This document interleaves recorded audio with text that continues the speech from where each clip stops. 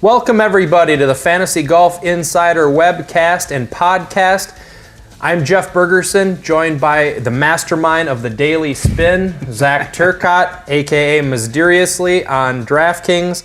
We are with FantasyGolfInsider.com, the best source to come and check us out for tools, research, articles on how to win playing DFS golf. This broadcast is also available as a podcast on iTunes. We're also available on Stitcher now. Someone requested we go on Stitcher, so hell, we're on Stitcher now. Yeah, there's an anti-Apple group there is, yep. out there. So we obliged, we're on there. Be sure to give us a 5-star review wherever you go, and subscribe to our YouTube channel so you know exactly when our webcasts come out every week.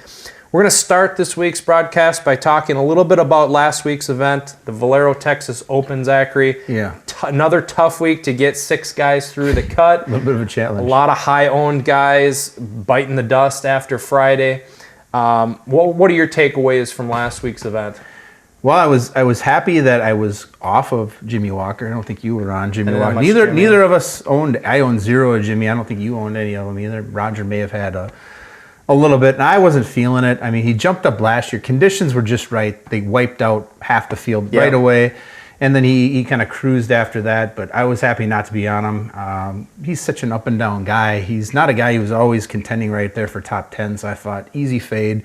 I don't even care if he's 15th or something. I'll stay away from him. So that one didn't catch us, so high five for me there. But then we went down to Phil Mickelson, who I thought we were getting a great price on at 9,900. And coming off of a missed cut there at the Masters, I thought Phil's going to want to bounce back. He's played really well this season. He'd played great coming into the Masters. And really conditions at the Masters had been a little bit rough and took out a number of good players that week. So I didn't think there was a lot to worry about. Turns out I was dead wrong. So Phil definitely hurt us a little bit there up at the top. But dropping down, everybody was on the Charlie Hoffman. It's hard for us to raise the flag too much and cheer about that, because when over 30% of the field owns them, then, well, not maybe such a big deal in terms of prognostication. But still, we owned them in cash. We owned them in GPP. We said, be all over this guy. We weren't the guys trying to get cute and fade him. So having the winner, obviously, that helped out a lot. I had a 3 out of 6 cash game team on Sunday get through and make me money, so that always helps out a lot, because we had a couple guys who did hit the MDF wall there on Saturday. The bottom just seems to be falling out for Freddie Jacobson as well as Roger Casey. The bottom's going to fall out of his wallet when you go out to dinner. The Freddie Jacobson County still needs 6 more top 25 finishes. 0 chance. Before the end of the season, or Roger is going to owe me a paycheck worth of dinner.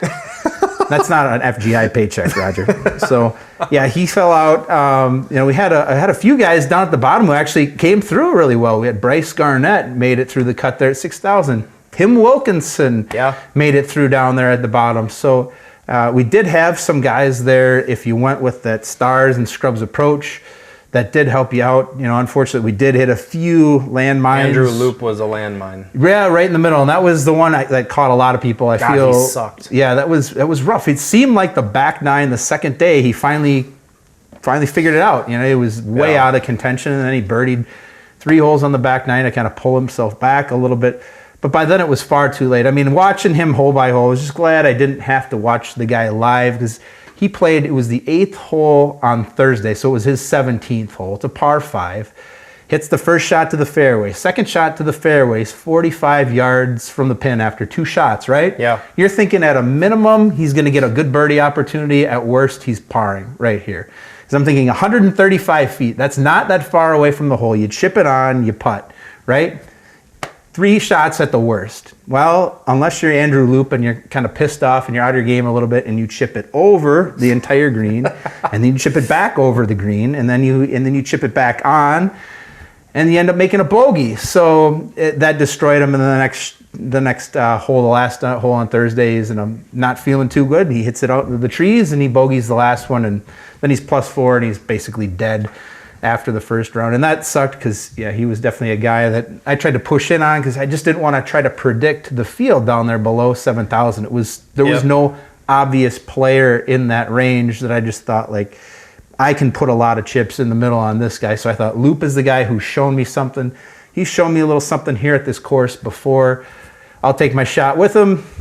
And it didn't work out. But I think it brings up an important point, though. We always talk about GPP ownership, and we do our GPP projection model on our site. If you don't use it, you should check it out. You can put your projections in there. It's interactive. You can combine them with ours and get an average. But last week, if you were to strategically dodge a lot of guys who we predicted to be popular, you would have done well. Phil, DeChambeau, Andrew Loop. Koepka. Koepka is another one. All of those guys, you did pretty well. If you handpicked maybe Charlie Hoffman out of that and were able to do that, I think it's an important point and part of your research that you should be doing if you're doing GPPs. Yeah, and what was unique with each of those guys, not very many of those guys had a ton of course history outside of Walker. And below that, Phil, not much. Koepka, not much. Right. DeChambeau, obviously, DeChambeau had nothing there, and Andrew Loop, 1 out of 2. So, I mean, that was... if you're not thinking about course history yet, maybe you should be a little bit. It just is kind of, when you look at things like that, it seems so obvious last week, DeChambeau, looking back at it. You're always so smart looking back. You get caught up in the momentum of how well he's playing. Yep. If you could just take a step back and say, wow, the train is moving, everyone's jumping on, this might be a decent time. He's got a place in the top 5 to really make it kill you. Yeah, with as high ownership as he's going to have. Right. And that's why we really advocate wait until Wednesday night to make your lineups. Because if you're making your lineups Monday night, you don't know who anybody's on. Nobody has put out their podcast. We haven't put out our webcast yet. Nobody's done any ownership projections. See, if you're making your lineups now, you're just doing it based on whatever looks good as opposed to strategically who's actually going to be the heaviest owned guy. So it's just one more reason why if you can hold off, get into all the contests. Decide tonight which contest you want to play. Do the breakdown between your cash games, your GPP games, and which GPP contest you want to be in. Get those all locked in tonight because you never know when those are going to fill up. And golf's been popular. I've actually been adding some numbers to a lot of these contests. But then wait, just watch and listen and collect data the next 2 days. Take some notes on who's talking about who, and then come back on Wednesday and just look at the field and say, who's being talked about a lot who really hasn't proven themselves here at all? Because they're going to be highly owned, and there's a really big question mark when a guy makes his debut here. I don't care about course history if a guy's played 5 times. Yeah, that's not very many, but a guy making his debut here, he does not know the course more than likely. So there's going to be a few of those guys that jump up in ownership every week, and if you can just kind of cross a few of those off, tempting as it's going to be to own those guys, you're going to have a huge advantage in some of these GPPs. Enough about Valero? Yeah, sure. Okay. Should we move on to shots of the week? We should. All right. That's what we're here for. The one thing that we're here for. This week goes to, you want to talk about your little paraphernalia here? Before Wacky Wager. This is another prize. We actually have a couple different prizes displayed up here. I'll let you see if you can spot where Mr. Schrute, Mr. Dwight Schrute, like where's Waldo? Where's Dwight? Where did he end up on the set? He's on the set. I'm sure you'll see him someplace. We got the special Yeti cup here from the Tour Junkies. I can't tell if my ice is melting any faster or not, but it tastes okay. And the metal cup here, I'm just going to say it's a metal cup. They call it a Yeti. So whatever. And then we've got this wonderful Maker's Mark gift set here from Bo, don't call me Bowman. I messed up his name the last time on the show. Well, we want a whole assortment of prizes here. We got some kind of muddler and some little spoon, shot glass, and then something. An outfit for Barry. An outfit here. A Maker's That's perfect. For Barry. Yeah, love that. The Christmas sweater? Yeah, we got that there. We got a little picture in the background. Pretty outstanding prize. He actually took time to get my screen name engraved on here. So just be taking note of this Wacky Wager, folks, when you want to make an offer to me that Bo really stepped up here with his prize. So yeah, that's everything that you see up here. It was just a collection of victories from over the last few weeks. So. And we didn't have a Wacky Wager last week, but we're going to go this week. We have a great one this week. We've got one of our longtime followers on there, Phil. He actually, if you look at our tournament history this week, you'll see Phil. This is great. Phil is on the tournament history for the Zurich Classic. He played there back in 2012. He didn't quite make the cut, but overall, if you played in a PGA event, that's pretty outstanding. So Phil went to UTSA. He's putting up a windbreaker this week. We'll have some images. We tweeted those out the other day online, and really excited for that matchup. Phil's a tough player, so that one should be a lot of fun. Good. So we kind of skipped over shots of the week, but we'll circle back. See if I can reach. We just went to Wacky Wagers, but that's all right. So this week's winner, Zachary, goes to Stuart Appleby, who pulled a kind of Ernie Els-esque putting display, which was pretty horrific to watch. And for as few of live golf shots that the Golf Channel actually shows, they actually caught Stuart Appleby's putting display live. And I was watching on the par 4 10th hole. He sticks it to 7 feet 4 inches on his third shot, so he's got a very makeable par putt. And then I'll pick up Shot Tracker there for your pleasure. Shot 4 misses and goes 10 feet. Now he's 2 feet 7 inches from the hole. Bogey. Yeah. Shot 5 misses and it goes 5 feet. Whoops. So now he's 2 feet 2 inches from the hole. Shot 6. He's going to miss that one as well. He's going to go 3 feet 4 inches. Now he's 10 inches from the hole. And then shot 7 in the hole. In the cup, finally. Pretty horrific. Especially because he was in contention at that point. Yeah, absolutely. Well, the great thing, and it was painful to watch, but a lot of respect goes out because he actually bounced back from it. He shook it off. He nutted up. He finished T21. Yeah, he was sliding, and then he came way back. And of note with Stuart Appleby, the winning team on the 300 actually had Stuart Appleby this last week. Point something percent. But the only guy who owned him, and that salary savings kind of spurred him on to a victory. I like when guys nut up like that, unlike Brooks Koepka on Friday or Jimmy Walker. Guys just kind of give up and kick it in for honestly, the weekend. Patrick Rogers. You were enjoying that. I got a fan of him. 1 or 2 text messages from you about Patrick. Yeah. Jimmy Walker, if you're playing in your backyard, defending champ, overall favorite to win the event. And weather really didn't even turn out to be a big factor. So I don't know what threw him off. How do you miss the cut by 8 strokes? Yeah, I think after the first round, he gave up. Yeah, he kicked it in. Yep, that's exactly what happened. So we'll turn the page. That was our shot of the week to Stuart Appleby. Cheers.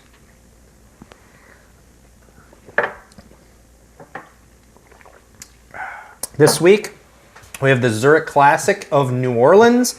TPC Louisiana, 7,425 yards. It's a par 72. Another Pete Dye design, one of the 1,000 courses. Where is Matt Kuchar? Where is Matt Kuchar? It actually ranks among one of the easiest courses that the PGA visits during the course of the year.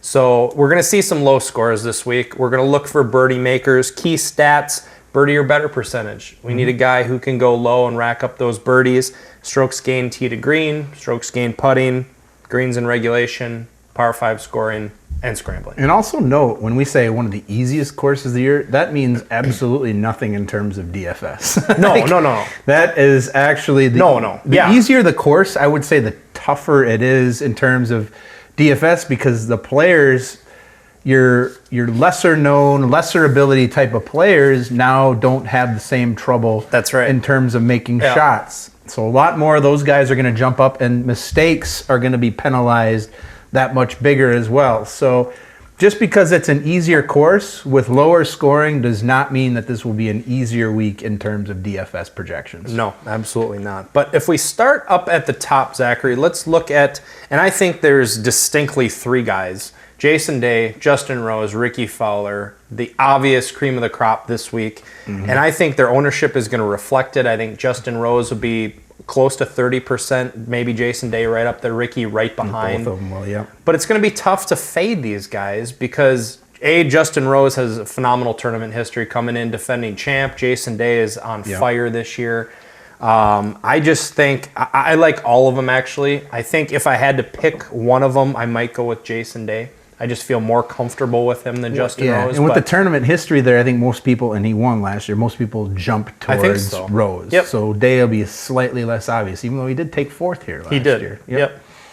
Who would you like in that range if it were outside of those top 3? Boy, getting outside of those top 3, it's going to be tricky this week because I don't know if I've ever seen Daniel Berger priced up at 10,100. You've got Charlie Hoffman, who I like, and he's playing really well, but now he's the 5th highest priced guy. So if you roster him in a GPP, you really have to be hoping, okay, is Charlie going to be in the top 10? And he got over his Sunday troubles this past weekend, but that still doesn't necessarily indicate to me that is a trend moving forward. So it's really difficult up there.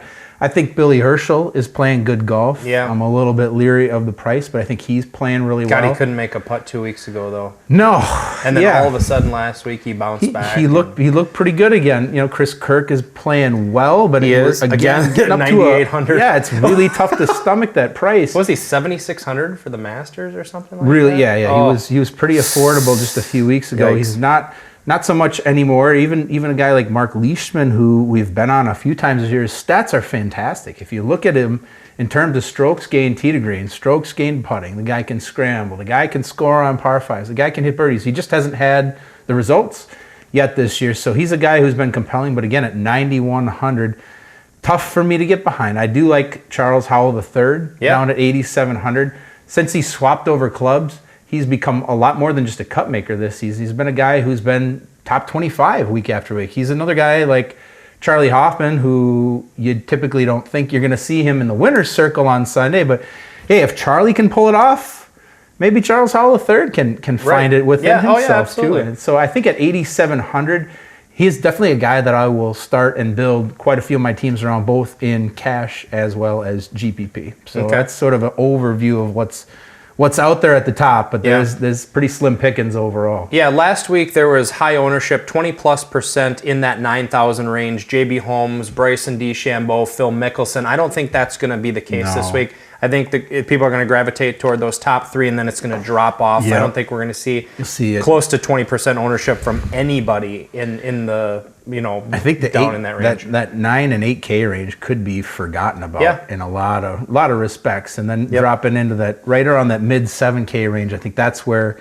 it'll pick up again, and you'll see a handful of guys that people start to buy again. Yep, and I think that's what I'm going to be doing. I'll go heavy Jason Day, heavy Justin Rose, and then I'm going to drop down to 7,000. There's a couple guys that I like. I like Jamie Donaldson at 7,600. He's playing awfully well right now. He looked good at the Masters. Not always a very popular guy either. No, he's not, exactly. And I think his ownership will be low. So I like him this week. David Hearn has a great tournament history at 7,500 here. He's starting to play a little bit better.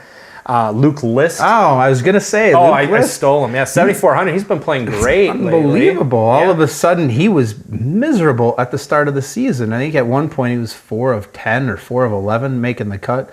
Now, all of a sudden, the guy is competitive almost every week. You see him actually making moves up into the top half of the leaderboard on Saturday and Sunday. So this is another tournament where he's played here once a few years ago, and he made the cut, which is almost identical to what he had done in Valero. So he's getting up there in price to where at 7,400, it makes me a little nervous. I'm thinking, Luke List? Am I really going to pay 7,400 for Luke List now? But the performance recently does merit it, so I will definitely be taking a look at him again this week as well. Another guy who I like at 7,900 is LSU guy, Ben Martin. I talked about him on our DK TV segment this week, and if you haven't checked us out, we're on DK TV now. Go check us out, send DraftKings a note, tell them you like us, and I mentioned him as a decent play this week. I think he's been playing better lately. He's made a bunch of cuts. He took 15th here a couple of years ago. So I think he's a legit play in that 7,000 range. Yeah. One other guy that I will be looking at who's in the upper 7K range this week as well is Boo Weekley. He's a guy that I don't think anybody wanted to get their hands on about 4 weeks ago. Went down to Puerto Rico, which is an event he played well. Finally had a result where he makes the cut. He looks okay again, and now he's had a few events in a row where he's making the cut again. Yeah. And he comes in this week, and this is an event where he's been very good over the last few years. He's got several top 10 finishes here. He was third here last season. I think people still might be a little bit nervous about him after the way he played early in the season. So I think for a guy who's going to be very familiar with the course and who is starting to pick up his play again, I think Boo Weekley is going to be a pretty solid player. Here's the one caveat to that. I do like Boo Weekley this week. The only thing that scares me, he's not exactly a physical specimen, but he's got back issues. And last year, I remember a couple of different times he struggled with those back issues. So I like him, but I wouldn't touch him in cash just because he's too risky for me. GPP I would, but just have that in mind that he might have some back issues. You carry that much weight around, and your back is going to give out sometimes. He's in the all physical fitness PGA team, right? You can stack them on the all-fit team. So who do you like now below 7,000? Because we're going to have to find a few of those guys if we're going to go stars and scrubs. You just give us one or two. Well, I know a guy that you like is Stuart Appleby this week at 6,900. So. Yeah, I think he's been playing pretty well. He's picked it up. The start of this, another guy who just started the season in a dismal fashion. Over the last 5 or 6 weeks, he's starting to make cuts again. And when he does make the cut, he tends to be pretty competitive. Look at last week at Valero, he was actually up there. He had his little gaff there on the greens, but rallied back pretty well. And at the price, I don't like him as much as 6,900 as back when he was down in the low sixes and high five range. But we don't have a lot to play with this week. So if you're looking for a guy who's down there, who's been steady here over the years, and what I want in that 6,000 range, if I can get it, are guys who have some experience here, who do know the course here. Because I think that makes a big difference. Whether they're going to finish highly or not, at least they kind of know the course. Because when we're in the 6 range, we are kind of rolling the dice. Right. Well, I think a guy who fits that is Morgan Hoffman at 6,700. He's had some success here. He's had 3 straight top 40s. Now we just have to judge, does the one event where he did well after about 7 terrible ones justify it being a turnaround? Yep. RBC Heritage, he took, 24th? Yeah, somewhere around 20th or so. So I know that David Frey out there was especially excited after being on that bandwagon for about the last 3 months. I think he was the last man standing on that bandwagon, so he finally got paid off. I think it was 1% owned at RBC Heritage, I want to say. It did, yeah. I mean, he crushed people's hopes and dreams. The event before where he went from 3rd to missing the cut on that Friday afternoon. So I think he's another good pick down there as well. And another guy that we can go back to again this week who's had a pretty nice season is Tim Wilkinson. 6K. Down at 6K. I'm not going to give you too many more picks down there, but Tim has played great this season. He's 7 out of 9 in terms of making the cut. He's made his last 2 cuts at this event. So, that's about as much as you're going to be able to hope for. In an event where you may be trying to stack the top 2 guys or maybe 2 of the top 3 guys, you're going to have to go down and find a guy at 6,000 or even a little bit below that. So Wilkinson's actually a decent option down there at 6K. So I like him down there as well. Anyone in the 5s that you have any interest in? You going to go sub 6 at all this week? I'm going to have to keep looking. There wasn't anybody who stood out for me immediately. No. But I'm sure there's 1 or 2 names. I mean, J.J. Henry, I think, is down there. Yeah, he's missed several straight cuts. Yeah, that's the problem. He's been great to start the season. Now he's kind of struggling a little bit. There weren't a lot of other names. Ryan Ruffles burned some people last week. And if you look at his numbers now, I think people think, he beat Phil heads up that one time, right? That one time. He's not very good. He's a young guy. He's still really unproven. He probably should have gone to college and played a few years somewhere because he's 2 of 5 this year. The 2 times he made the cut weren't especially impressive finishes. And now he's 3 straight misses, so he's fast becoming a guy that is a flash in the pan kind of name. If he belongs in the 5K range. Yeah, if he doesn't pick it up in a hurry, he could definitely be a guy that you start seeing more on the web.com tour, kind of ironing out his skill set over the next couple of years. There are a couple other guys in the 6K range, but I'm going to keep them for my hardcore core this week on the website. If you haven't signed up for a premium membership, we encourage you to do that. We got tons of tools for your research. Zachary writes the Daily Spin. I write the Hardcore Core. Roger Casey writes the Tournament Preview. We got tons of stuff on there every week. We get tons of emails from you guys. You personalize emails to us. We respond to you within a couple of days with decent answers. So yeah, we're happy to coach you up in terms of strategy, in terms of your lineup selection, everything. Oh, and before we get going here, I did want to give a shout out. There you go. One of our favorite members who's been with us for a long time. He's celebrating a birthday. Steve Mazzilli. Happy birthday, buddy. Happy birthday, Steve. Send me an email this week. We'll kind of go over strategy and we'll go over lineup selection. We'll make sure we get you a winner. But I wanted to give him a nice shout out this week because he's been with us. He's been very supportive for a long time. He's always on Periscope, I know, watching you on Wednesday nights. So you'll be doing that Wednesday night this week around 9-ish or so. Somewhere in that. Whatever you roll in. Right. We got to get the crowd all lathered up before I just jump in there. Yeah. Also, check us out on Twitter at Fantasy Golfers. Email us at info@fantasygolfinsider.com. Anything else to add, Zachary, before we go? I think that's good. All right. Best of luck this week for the Zurich Classic. And if you have any questions, let us know. Otherwise, best of luck. We'll talk to you next week. Good luck.